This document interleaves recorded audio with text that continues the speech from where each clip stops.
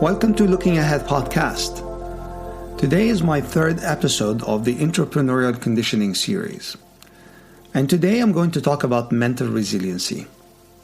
But let me recap first about what I discussed last time. So last time I talked about the Entrepreneurial Conditioning Score, or the ERS, and I explained how it works and why it matters. And I also talked about the 5 pillars or the 5 elements to help you build internal strength. And I discussed that you need to do 5 main things. You need to build resilience, flexibility, and control of your thoughts and emotions. You need to build depth and connections with your spiritual dimension.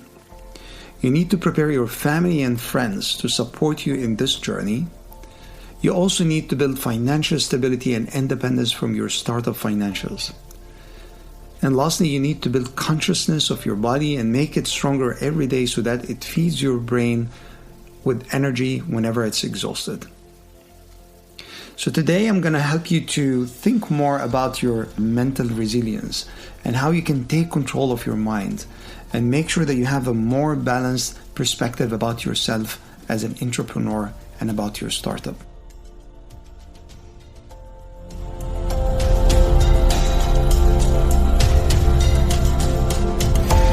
Let me start by defining what is mental resiliency. Resiliency is a very broad topic, and it can be applied in different areas, such as emotional, physical, or mental. They're all interconnected, but I would like to make it simple by providing a general definition of resiliency. So resiliency, in my point of view, is your ability to withstand adversity and bounce back and grow despite of life downturns. Let me repeat that. It's your ability to withstand adversity and bounce back and grow despite life's downturns. And resiliency is not a trampoline. You're not just going up and down, depending on the moment and the events. It's like climbing a mountain without the terrain map. It takes time, strength, and help from people around you, and you're going to experience some setback along the way. But eventually you'll reach the top and look back at how you have come along all of that. Now you want to make sure also that it's not about you becoming a different person. It always starts with being more conscious about your thought process and keep improving it to drive a positive point of view about yourself and about the world around you. You will be constantly hit by unexpected events and changes around you. They will certainly get you out of your comfort zone and out of your balance. So you would like to think about that process. It's like thinking about thinking, so that you can break into a new frame of mind.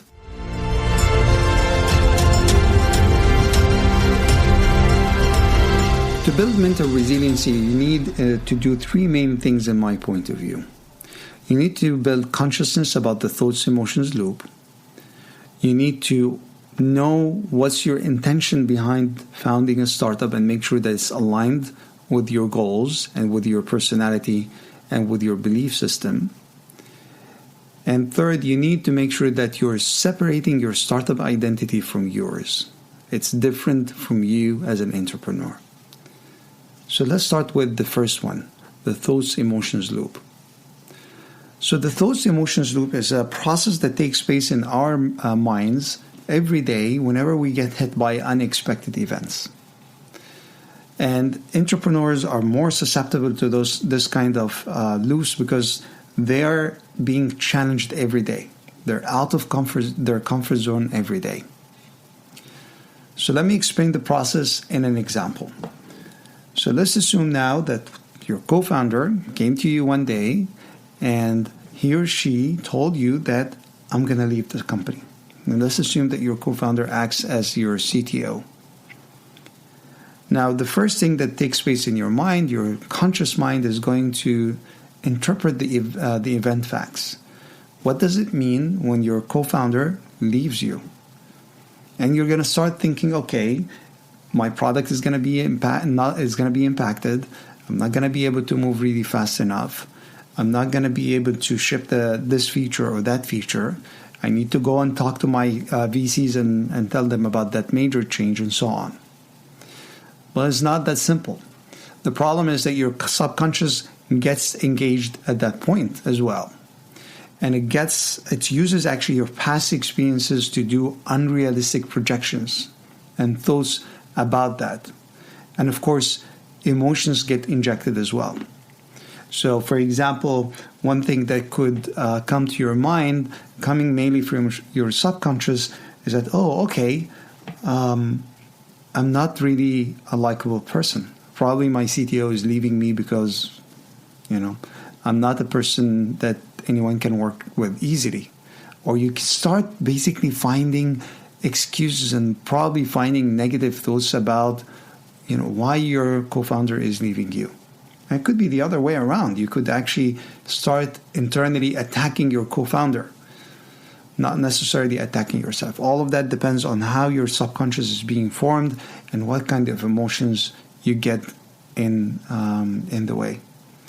Now, that loop, as you see, there are a few facts that you basically just get out of it. And there are lots of emotions that get injected, lots of unrealistic projections about the event. And that actually makes you unable to have the right perspective and unable to make the right decision. And the first thing is just building the consciousness about this. And the simple way to do that is just asking yourself why maybe 5 times. And the first thing is just try to uncover your emotions. What do I feel right now? Why do I feel the way that I feel right now? Why do I think that this is a major event? And so on. And then at the end of it, start asking yourself, what decision can I make right now to improve my situation or improve my overall position given that fact? Maybe you can go back and talk to your co-founder and convince them not to leave. Maybe it's something actually good that your co-founder need to leave right now. Maybe it means that there's something bigger and more serious in your startup that you need to fix right now. Or maybe something that you need to fix in yourself, and so on.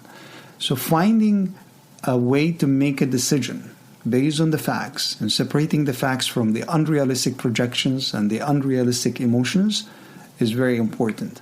Now, I want to tell you something here. I'm not asking you to really suppress your emotions. You need to acknowledge them. You need to acknowledge those projections and just be aware that at the end of the day, they're not the reality. The reality is different from that. It's something that your mind created. It's a lot of noise, and it's just limiting your ability to make a decision.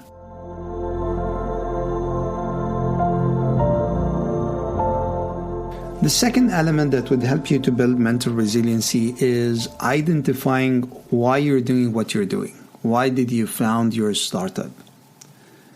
And finding your why is very critical. It will be your reference when it gets dark. It will be your reference when you are faced by tough challenges. And it's not easy to find. And actually, it's not easy even to connect with it along the way. Intentions are volatile and they change over time. So for example, when I started my company, I was basically after just challenging myself and trying to build something unique. I was excited about the technology that I wanted to work on. I was excited about making a disruption. And my focus was mainly on technology. And maybe in the background I had, this typical dream of, being rich and making a lot of money and, being in the news and so on. But over time I realized that my why, the way that I just described it, is very superficial. Because technology, it changed. We pivoted along the way. So we were serving different set of customers and using different technology. Being rich, well, that didn't happen.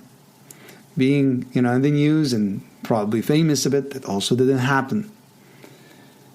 And it took me actually more than a year to realize that my intention and the reason of founding a startup is something way more profound than that, and something different. So I'll share with you my point of view about, how do I perceive my role as an entrepreneur. Now, at the end of the day, as an entrepreneur, all what I'm doing is I am accelerating an ongoing change. And I'm enabling my employees, or the people that jump in to join the startup, to be on a Formula One race. So I'm giving them the track and giving them the car, and I'm telling them to go ahead and have that race. And at the end of the day, it's their win. I'm just an enabler for more people to have meaning in life and do a meaningful job. Now, this is just my own point of view. This is some of my learnings. But what I'm encouraging you to do is to start thinking about something deeper in your intentions and why you found your startup. Please do not make it only about you. I know that you still want to be successful, and that's your right. But try to find something that is bigger than you and bring others into it and enable others to be a better version of themselves. I'll share with you actually really another quick story, and that helped me also to form my intention. And around midway, 2 years after founding my startup, I realized that hard work did not really give me that much of a payback. We worked really hard, but we failed. And the long meeting hours, the intense meetings, traveling a lot, trying to talk to as many customers or potential customers did not really save our startup. And it was mainly because of a few things out of my hand. The market was not in our favor. The target group did not really value that much the product that we built, and so on. But when I looked at my relationship with my employees, I did not really like that. I asked myself a question: would they really come and work back with me if we shut down the company and decided to make another one? And you know what? The answer wasn't really good. I didn't like the answer. I know that they wouldn't come back and work with me because I wasn't myself. I was out of balance, and I was, intense most of the time and pushing them to the edge and so on. And I realized, what? I do not have control over the success of the startup, but I have control over the culture that we're building and the environment that we are basically building for everyone to do their work. And I made a pledge to everyone at that point, and I told them, look, I cannot really guarantee success. But what I can guarantee for you is that I want you to look back 2 years after we're done, and I want you to say, those were the best years of my career so far. I learned a lot. I knew really great people, and I had some meaningful work to do. And that's it. And that made a big difference. Actually, that made me really connected with my startup much deeper than before. And that helped me to carry on in really, really dark times.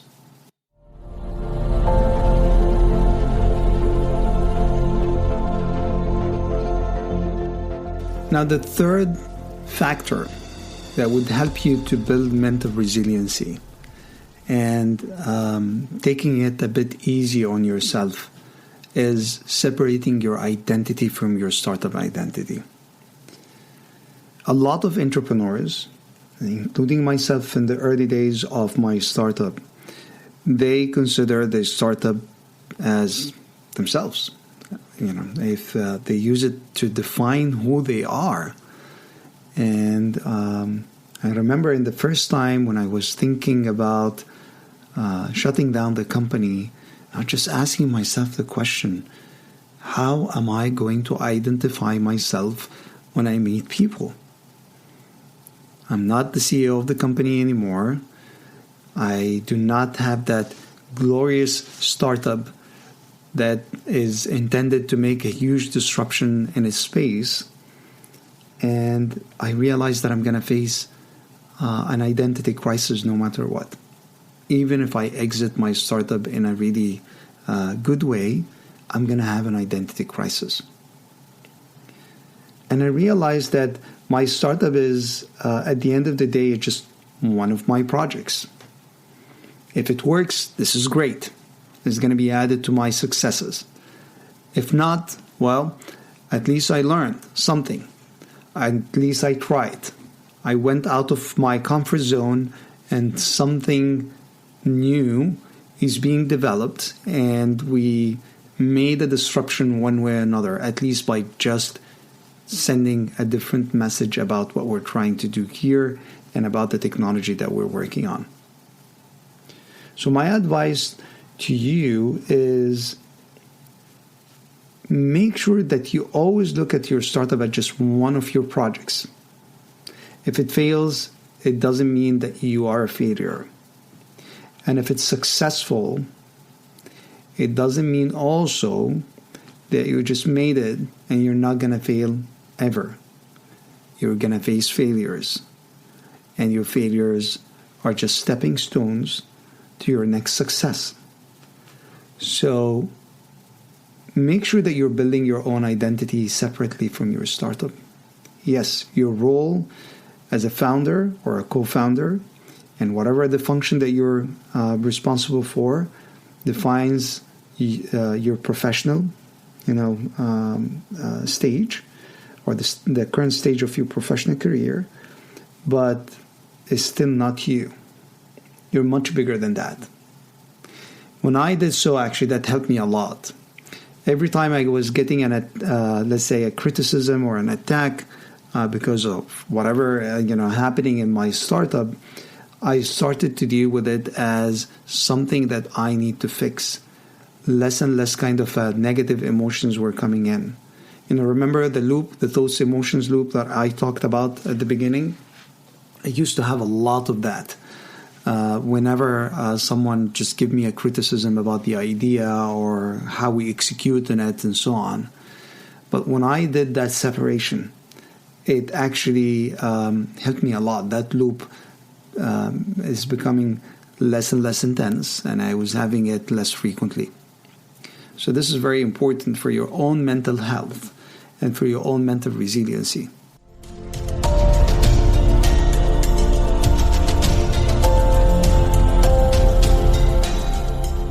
All right, this is the end of the third episode on the series of entrepreneurial conditioning journey.